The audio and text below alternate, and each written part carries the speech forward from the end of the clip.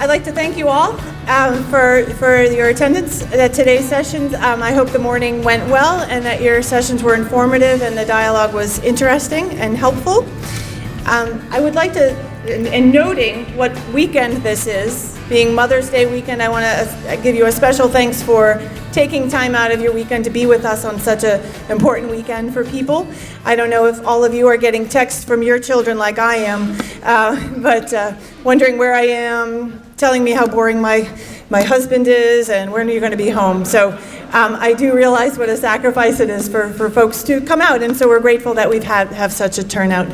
I wanted to give just quickly a little background about the Lawrence History Center, in that it was founded in 1978. So we've been by a German immigrant named Eartha Dengler.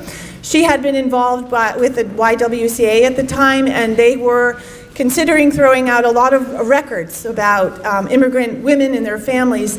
And she asked at that time to if she could hold on to those records. So that was effectively our first collection. And we've been collecting ever since. So YWCA records, records of immigration, mayoral records, church records, neighborhood group records, hospital records, labor records. Of course, the Bread and Roses strike is an important event, not the only event, but an important event in our history. So we are located, as I said, behind me at 6 Essex Street. We're located in the former headquarters of the Essex Company, which we spoke of a little earlier. They built this compound of buildings in 1883 to support their growing operations in Lawrence. And in it is our main archive, which was their main building where the engineers did their drawings. And then the exterior buildings are a carpenter shop, a working forge that we have open and active demonstrations in by blacksmiths at the end of September, and we have a stable and a warehouse and some outer sheds. So it's a wonderful place for our collections to be housed. Sort of the single largest collection that we have is that of the Essex Company. And over at our table there, and there's a book called The History of the Essex Company. The author is in the room, Mike Hearn. I don't know if you want to stand up, give a wave, but the author of that book is here, and I'm sure he'd sign it for you if you can locate him. And he also created the finding aid for that collection. I also wanted to thank, as a supporter of the processing of our urban renewal collection, which is very large and very important to the history of the city. I wanted to thank Linda and Jörg Ziegenthaler. I think you're in the room. Through their family trust, the Rossman Family Fund, which is administered through the Essex County Community Foundation, they helped support our efforts to develop a finding aid for that collection, which has been most useful to researchers. I know researchers who did their research before that was processed want to come back because the collection is much better organized now. Rick Wetmore, who is also here in the room, give a Rick, just processed a series of maps and drawings about plans that actually did come to fruition and others that didn't, but it's approaching 1,400 different maps. So those are all organized in a spreadsheet, an incredible, masterful spreadsheet. Thank you, Rick. So that is all there. And so in talking about that, there's a panel. I think in my email to you, I said that all panel presentations would be on the 5th floor in this building. There's one in session 4 that is actually over at the History Center. So you go down to the lobby and take a left out of the elevator and across the street. And the session Provenance, Preservation and Discovery, Urban Renewal Archival Resources in Lawrence, Mass. will take place there. So it's History Center staff, volunteers, and also Louise Sandberg, who is the Special Collections Person at Lawrence Public Library. I also want to note one correction in the panel. In the full description section, the timing for panel session 4 is incorrect. It's 3:45 to 5. So you just want to make a note of that in your program. Okay. So with that, I actually would like to call up Marianne Paley Nadell. She's the owner of this wonderful building, and she'd like to say a few words to you.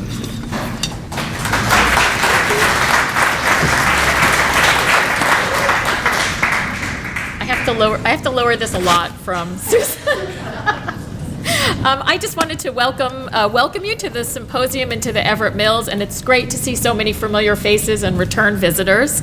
And for those of you who haven't been to the mill before, we have this building is 525,000 square feet. We have over 50 tenants, all at this wonderful anchor of the downtown of the city, as you've seen. And many people they look at the mills and they call them the old mills, or they say they're abandoned, or what's happening in those mills. So I just want to take the opportunity to let you know a couple things that are happening here. We have many kinds of office uses in this building. We have social services, we have youth development and professional offices. We host we're home to the Phoenix Charter Academy High School on our first floor. So we have all of those kinds of wonderful educational opportunities and professional service opportunities in the building. And then we also have an incredible cadre of manufacturers who are here doing wonderful innovative kinds of things that are really on the cutting edge of manufacturing, that are related to things being produced in the United States, that care about the time to get to market, employment opportunities in communities, and also just creation of tremendous goods. So just two quick examples. We have National Fiber Technology right down the hallway from where we are right now. They make fur and fiber for the entertainment industry. So all of the Wookiees and Disney and Universal characters with long hair are made right here in Lawrence. And we also have 99 Degrees Custom that does leisure and athletic wear for firms as well known as Under Armour and Yoga Schmoga. So those are companies that are here and are expanding and see tremendous value in being in the city of Lawrence.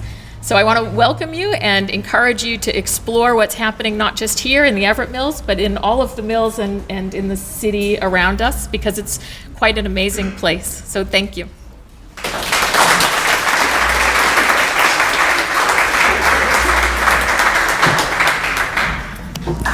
Put this back up here for me. So next, I mentioned earlier that the Lawrence Redevelopment Authority was in the room and encouraged you to stop by their table to find out what they were up to and where they are with their process. So Maggie Super-Church, who is the independent consultant working with the LRA and with Cecil Group, who was hired to help develop a new plan for Lawrence, is here to say a few words.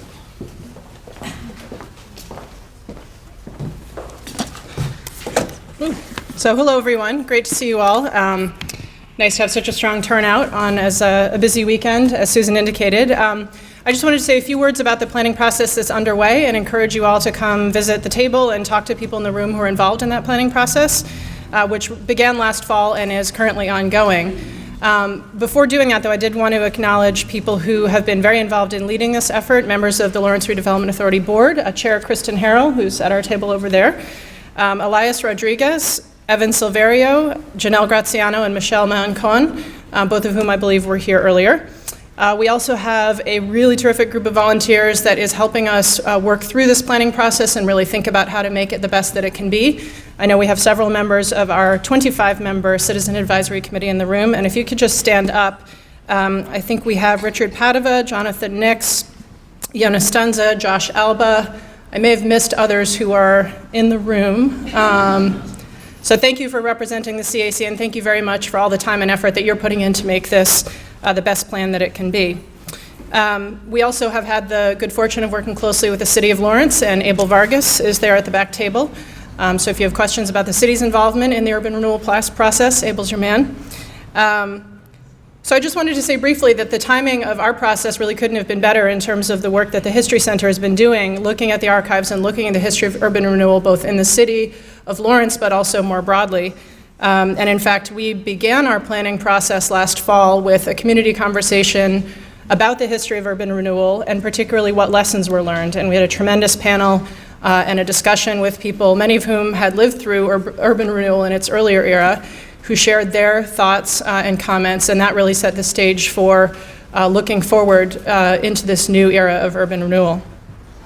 So we continue to be fortunate to work with the History Center and many of you in the room to think about what those lessons are and what they mean for us going forward. I did want to offer just a few thoughts about, I think, some of the ways that urban renewal has changed, and really in some ways the context for urban renewal has changed. And we're happy to talk with you more about what that has looked like for our plan. And much of this, I think, has been talked about this morning and will be touched on in the sessions this afternoon. The first really is the ways in which the kind of fight against urban renewal birthed much of the contemporary work around community organizing, and particularly community development corporations, and that obviously has had a huge impact in Lawrence and elsewhere. And similarly, contributing to the rise of the historic preservation movement and the sense that much of what cities like Lawrence have are assets that are really irreplaceable and that, in fact, become in some ways an increasingly competitive advantage as the world changes and there are fewer and fewer of these places available. The third is that there's been a real decentralization of power around urban renewal from the federal government to the states and really to the localities. And so unlike years past when much of the decision-making and the mandate came from Washington, that is much less the case, and it is much more at the state level with our Department of Housing and Community Development. Along with that has been a real fragmentation of funding and a reduction in overall public funding for many of the things that urban renewal has tried to do and does try to do. So it requires a lot of creativity to put together public and private resources to make projects happen in the context of an urban renewal plan. And then over the past couple of decades, really the rise of the sustainability movement has had a huge influence, thinking about how cities can support broader global sustainability goals. And as I mentioned earlier, changes in market dynamics. So when urban renewal was happening in its early days, markets were moving out of cities, and there was a sense that the best you could do was try to replicate what the suburbs offered. And today, I think just the opposite is true. It's really thinking about how to capitalize on the talents, the assets, both human and physical, that cities represent in all their vibrancy and all their opportunity. And then the last two I'd mention, the rise of social media. So that's been a huge influence in the way people think about how to share information, make decisions, get ideas out there. We have a website for our project, lawrencetbd.com, which is to be determined, and which really is the driving idea of this plan, which is we don't know what the future should be, but we're figuring it out together. So I would encourage you to visit the website and see the material that's been posted. We post all of our public meeting materials, all the plans, documents, and other background information. There's videos from the meetings, as well as from the History Center conversation. And the last point to make, and I think in some ways one of the most important, particularly for Lawrence, has been changes in leadership in the city and growth in population. So we've had a tremendous growth in population over the past couple of decades, tremendous leadership, particularly Latino leadership in the city that is playing a tremendous role in this process and in so many other things. And that, again, is a real shift from, I think, earlier years where there was maybe different representation in elected office compared to people who were, in a sense, subjected to urban renewal or experiencing urban renewal pressures and decisions. So the city's in a terrific place to take advantage of all of what urban renewal can be and its contemporary application, but being very mindful of the lessons of the past. So it's a great moment. We are very pleased that the History Center's been surfacing a lot of the conversation and good work and reflection on this topic, and we very much encourage you to visit our table, visit our website, come talk to us, come to our next public meeting in June and offer your perspective, because it's a great time to be involved in this work in the city. So thank you all very much.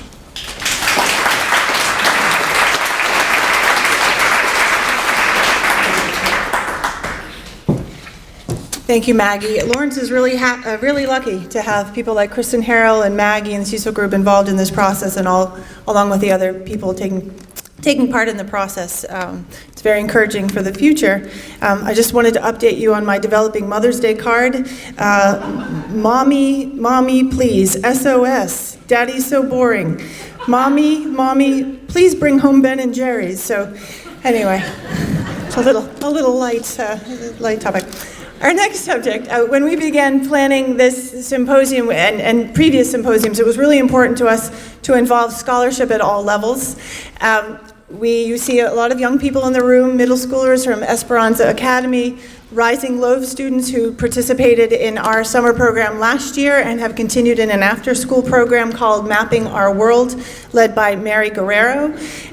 We started a partnership with Phillips Academy and their Andover Bread Loaf program last summer.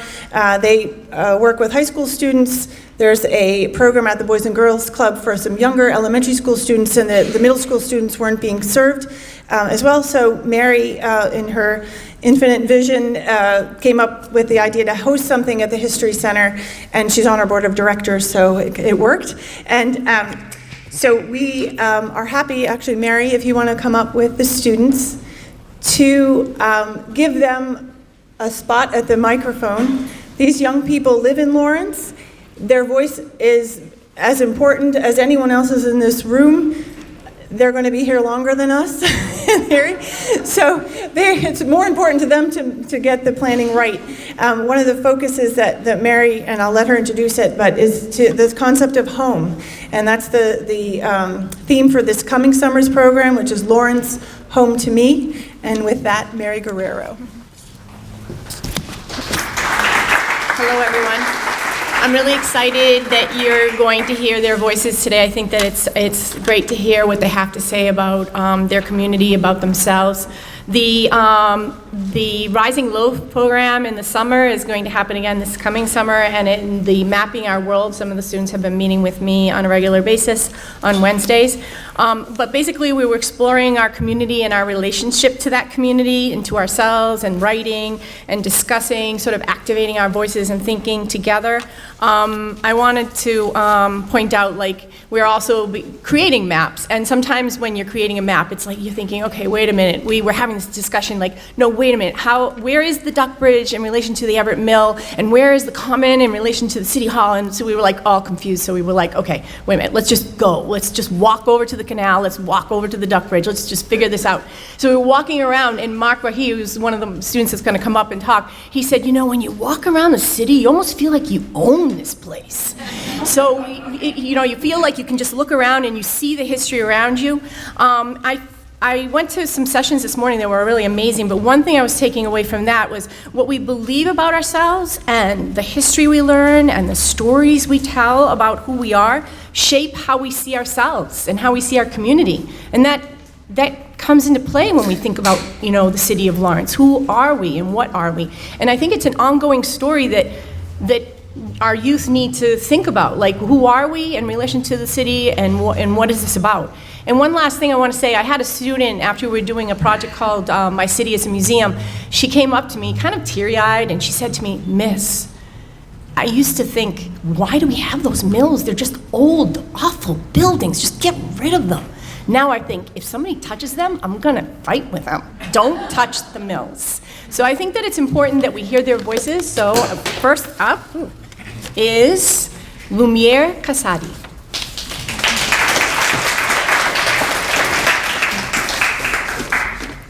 Good afternoon, ladies and gentlemen. My name is Lemire, and I'm going to be sharing a poem called I Am. I'm from the city streets that fill me up with happiness and joy. I'm from the stars that shine so bright and high. I'm from my mother's delicious African cooked meals. I'm from Esperanza Academy, a school that helps me learn the true meaning of friendships and relationships with teachers, students, and family. I'm from Lawrence, the city that keeps people happy. I'm from friends who love and support most of the things I do. I'm from family jokes that always make me laugh. I'm from music that plays awesome beats. I'm from strengths and weaknesses. I'm from the railroad that no one seems to care about. I'm from happiness, responsibility, and strengths. I'm from Africa, the place that will always be planted in my heart. I'm from my grandmother's mango trees that every kid on the block used to steal. I'm who I am, and nobody will ever change that. Thank you.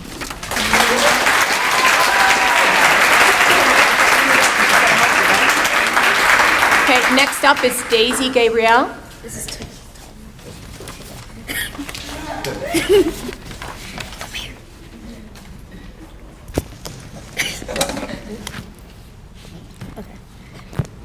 When you're walking around Lawrence on a busy day, you usually wouldn't notice the amazing details and history of any building.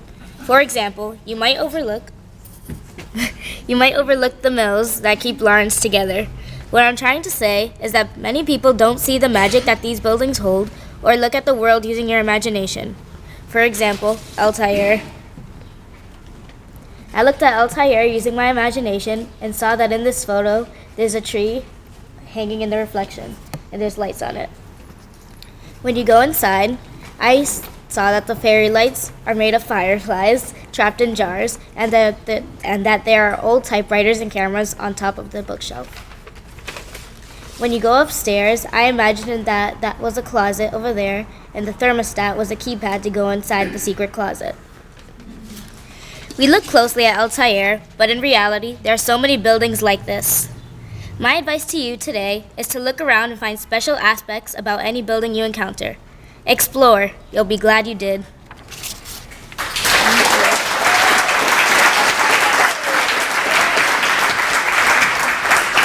Next up is Julissa Morales. So I'll be reading a poem.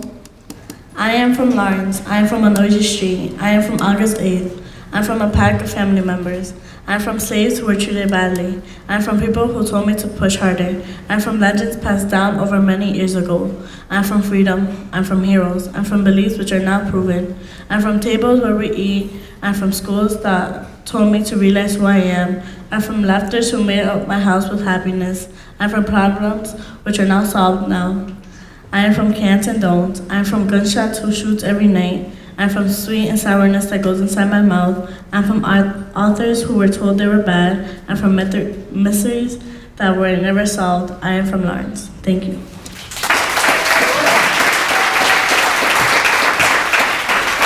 Next up is her cousin, Jasmine Rose. I will be reading I Am From poem. I am from my mom and dad's delicious cooking. I am from summer where the sun brightens all day. I am from winter when the snow looks like a white fluffy blanket. I am from fall where the leaves make the ground look like a rainbow. I am from spring where the beautiful flowers start to grow. I am from July where it finally gets to be my birthday. I am from teachers that told me I will succeed if I keep on trying. I am from parents who told me I am who I am and to never change that. I am from the Morales family where I know I am cared and loved for. Thank you. Next up is Mark Rahim.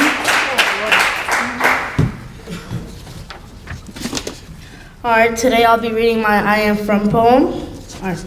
I am from cars passing by Altair on Essex Street. I am from eating Lebanese home-cooked food. I am from parents screaming at me to get up for school. I am from sleeping in tight quarters. I am from people saying, let's destroy these old mills and buildings. I am from the Partham Middle School. I am from people telling me I'll never get into the Vogue. I am from a city full of history.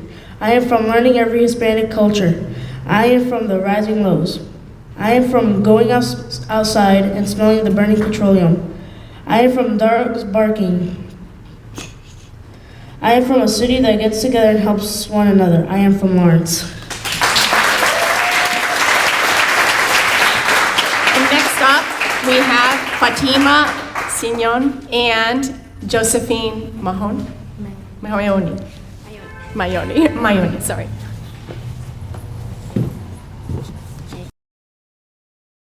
Good afternoon, ladies and gentlemen.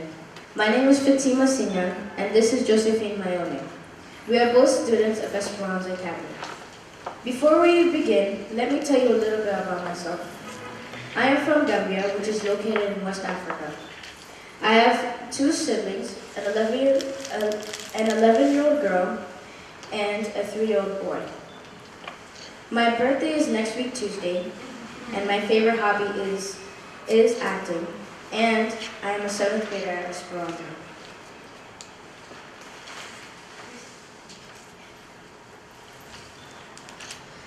Hi, my name is Josephine Mayoni. My favorite hobby is drawing and reading my favorite books. I don't have any siblings. I am the only child in the family. I am 10 years old. I am from Grosseto and Castigliano in Italy. And I am a 5th grader at Esperanza Academy. We are here to talk about an old bank that is located in Essex Street. This is the bank. As you can see, there are some good features. I want to make something out of this old bank, and no, I'm not rebuilding a new bank. I want to build something that will help the Lawrence community be happy. I want something that will be easy to afford. I want something that will make Lawrence, Lawrence. Introducing the Fun Center. This fun center has everything that would make a child and an adult happy. This fun center will contain a bowling alley, an arcade, a gym, indoor pool, a spa, and a restaurant. At the back of the bank, at the back of the building, there will be a white blank wall. Now some of you are wondering, why a white blank wall? Well, as some of you may notice that all over Lawrence there's some graffiti and some paintings. Now you guys will know why. The reason why I want the white blank wall is I want everybody to express their inner art through the wall by using graffiti or doing anything that will express them. Well now people can come. This fun center also has many charity events. If you want to escape your whining children, your stressful job, your packs of homework, come to Essex Street to the Fun Center. Before I leave, let's give a big round of applause to Josephine and her amazing artwork.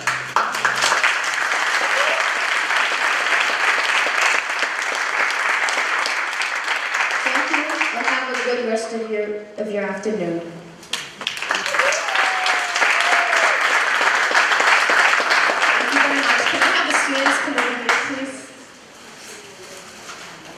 I know a lot of you have probably been admiring the artwork. So the artist is right over here, Kate Delaney. She's an artist, and she's also a writing leader at the Rising Loaves. So she works with them, she writes with the students, she draws with the students, and then she reflects back on what they were doing and created the panels. So thank you very much, Kate Delaney.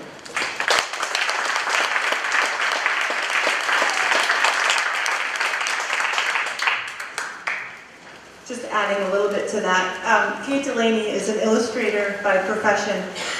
Because of funding through the UMass President's Office Creative Economy funds, we were able to continue our summer program throughout the school year to the after-school program, but also to create this beautiful exhibit that Kate designed. So she did original illustrations, incorporated student writing, photographs from the session to create this exhibit that will travel around the city as a total of 10 or in pairs of 2 or even singles, so they're meant to stand alone. But you'll be seeing them soon throughout the city in bank lobbies, in restaurants, and in different places, so that normally in unexpected places to run into this type of exhibit. So look for them around the city, and if you have a location that you'd like to host them at, please do let either me, Susan Gradsky, know, or Bob Torrent, who was the skilled grant writer who secured the funding for us to do this. So thank you very much. The sessions will start now at 2:15 on the 5th floor, and enjoy the rest of your day.